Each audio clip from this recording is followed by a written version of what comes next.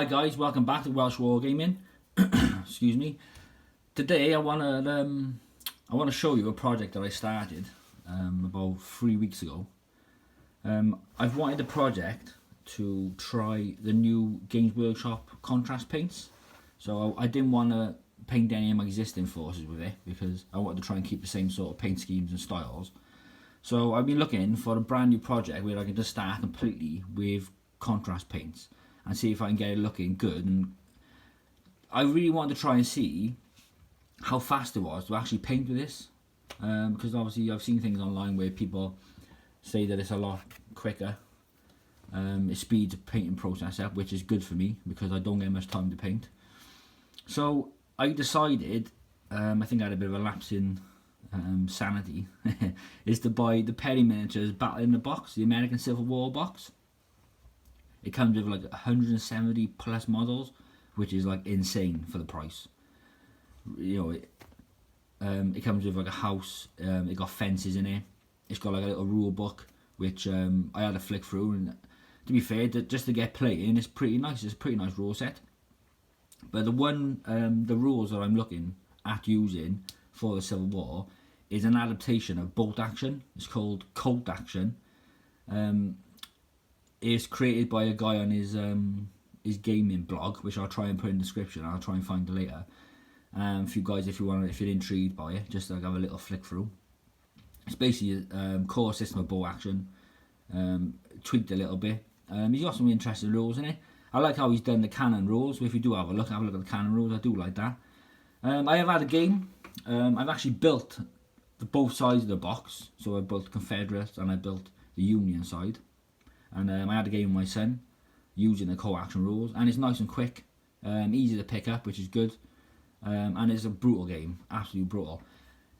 If you get close to cannons and they're loaded with grape shot, it's game over. 3d6 auto hits, which if you play bow action, 1d6 auto hits is bad enough, but it literally takes units off the game, and it's a really close range. So you know, if someone's stupid enough to charge a load of cannons, it can be quite brutal, which my son found out, which we had a good laugh about. So I'm going to show you now some of the units I've actually painted up using contrast paints, and then I might go through the colours I've used. I basically bought most of them, and then I'll give you my feelings about the upsides and the downsides using contrast. So I started off painting the Confederate side. So this is just a unit. Now I built them in 12-man units for Colt Action, and it just gave me the max amount of units and using all the models in the box. So I think each side has got 6 infantry companies like this, a unit of cavalry, 2 cannons, and a general, which for the price for 2 armies is not bad. And when put on a 6x4 in this format, it actually nearly filled the table.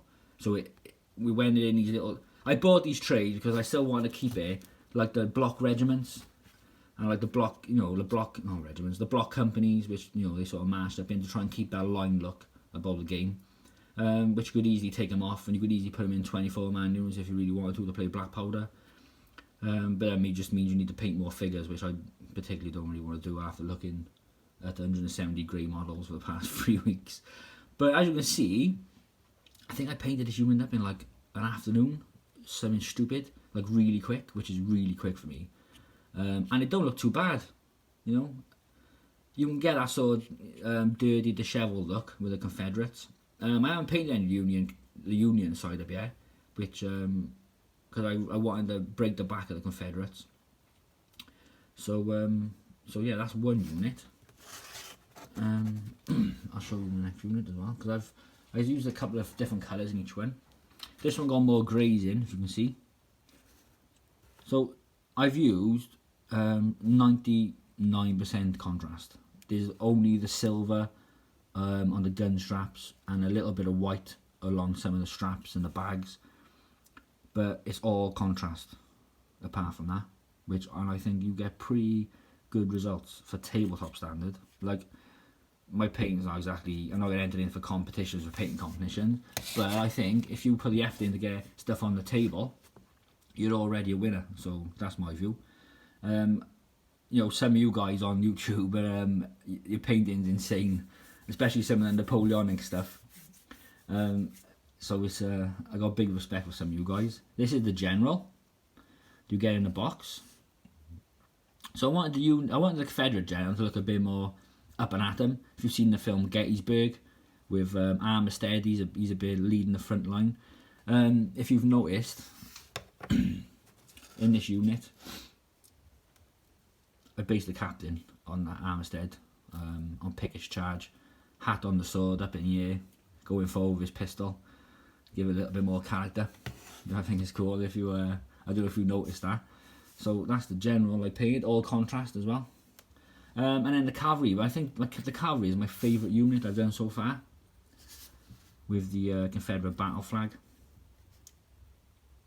Now, if there's one thing I'll be using contrast paints for in the future, is 100% horses, because it makes painting horses so much quicker, because I hate painting horses with a passion.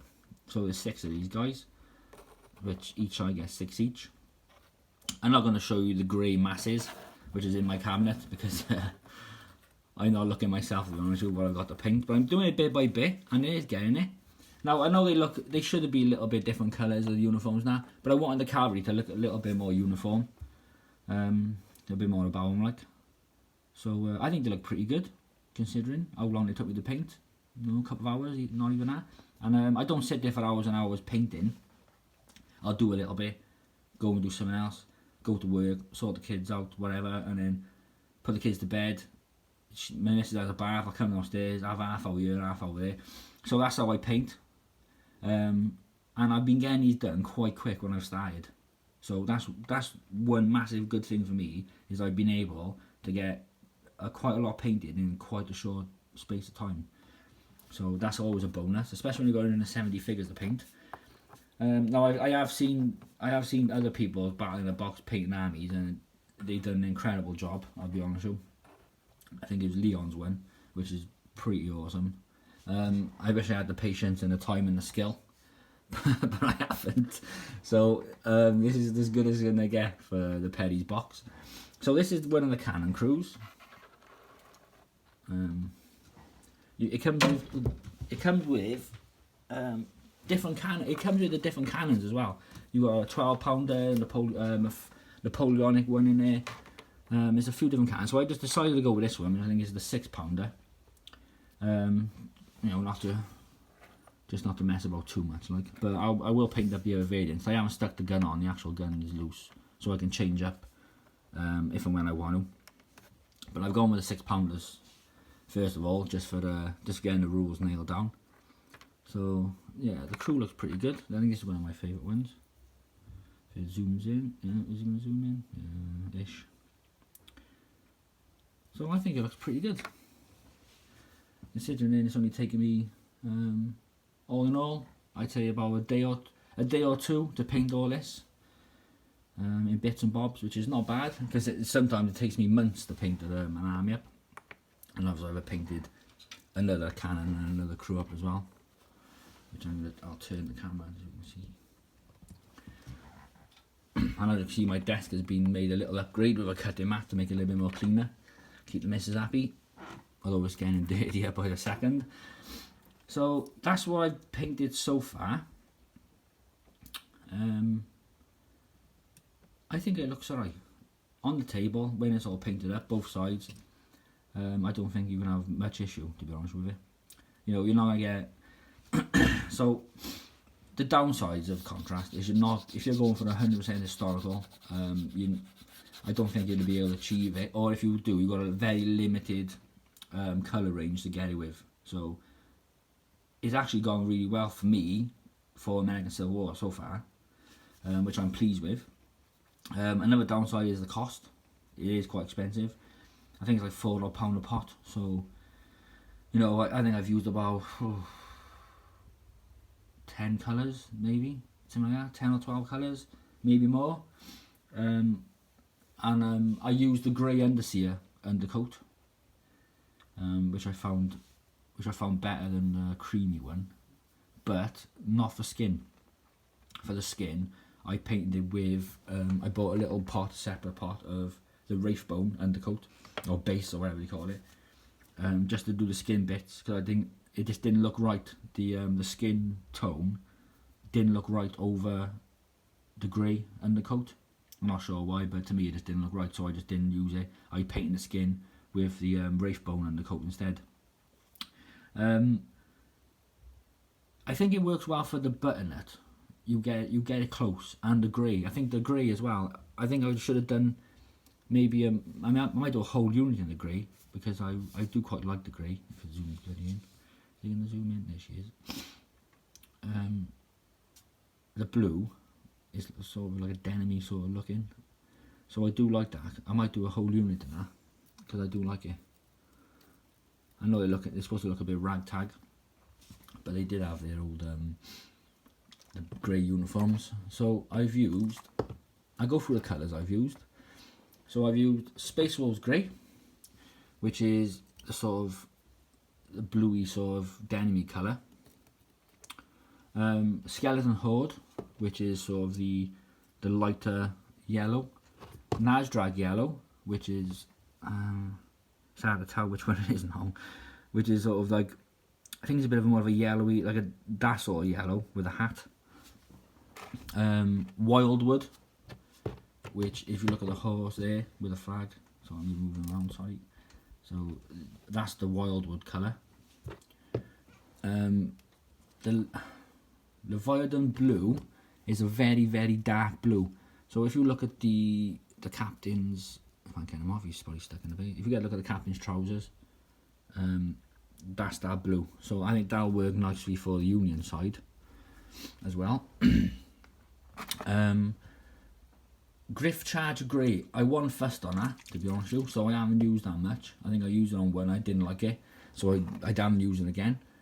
Basilicum Grey, that's the grey coat you see on the Confederates, which is nice. I like that colour, it's one of my favourite ones. Snakebite Leather, which is, again, it's a sort of dark yellow, but I wanted the look of different shades in the units or the companies. So looking at it now, I can't tell you which one I've used for which man, but I've used like 3 or 4 different yellows for each unit, which gives it a little bit of a contrast, funny enough, between units. Apothecary White, I weren't fussed on that. I don't really see the point of that. So I bought it, used it, and I thought, no, it doesn't work for white for me. So if you look at his shirt, I've just literally gone over it, which looks quite bright there, which I've just used white, just a matte white from War Painter. Normal paints covered it pretty well. Gore Grunter Fur is probably the best colour for horses. That's that colour, which I think looks pretty awesome. And then obviously then you got the black, which is Black Templar, which is that, basically, that colour. So yeah, I've used a few different colours. What other ones have I can think? Oh, Agaros June, that's a nice one as well. Yeah, that again is like it's like a darker Skeleton Horde. So if you do want like similar colours with different shades, I think it's good for that. You know, but obviously you're limited to what you can use it for. I'm pretty sure they do a green one as well, so I might be looking at that if I do some World War II French for the early uniforms, something like that, maybe. But that's in the future. so yeah, that's pretty much it. Like I said, the downsides is the price. You're limited to what you can use them for. Upsides is very quick, literally. But when you're painting, I find to do the lighter colours first and then the dark colours, because the dark colours will go over the lighter colours and make them disappear. Because I am just splashed it on. I have left the belts undercoated. I left all the little bits undercoated, so it is, you know, you kind of slap it on and instant models look amazing. It doesn't work like that. You've still got to, you still have a little bit of brush control and use of colours and stuff. But I'm looking forward to actually painting the Union side, because I think it's going to be a lot quicker, because the Union side for me has got to look more uniform. So they're all the same, they all look very smart in the uniforms, I'm looking forward to painting the zouaves as well, to get some red and some colour in it. Because I found some, the Blood Angel Red is a great colour. I don't think I've actually used it, but I can't remember, I used it on something just to try it out. I think a bit of a sprue, and it's really bright. It looks really nice. So I'm looking forward to doing the zouaves. Talisar blue. I painted this guy up with the trousers in Talisar blue, which is a very, very bright blue. So yeah, it is quite bright. But I think that'll work nice for the Union trousers. So yeah, I'm looking forward to painting some of them up. All in due time, of course. So, sorry if I rambled on and I talk a bit quick, but I hope you liked the video, and I hope it's given you a bit of thought about maybe using contrast. And it's not for everyone, you know. I think you can get better results with the old base colour, you know, highlighted up washes and all that. It does look a lot nicer, but looking at this now when it's all painted together on the table, I think it's going to look pretty sweet, personally. And the best thing for me is it's very quick to paint, which is good. So yeah, I hope you enjoyed it anyway. Thanks for watching, and happy hobbying.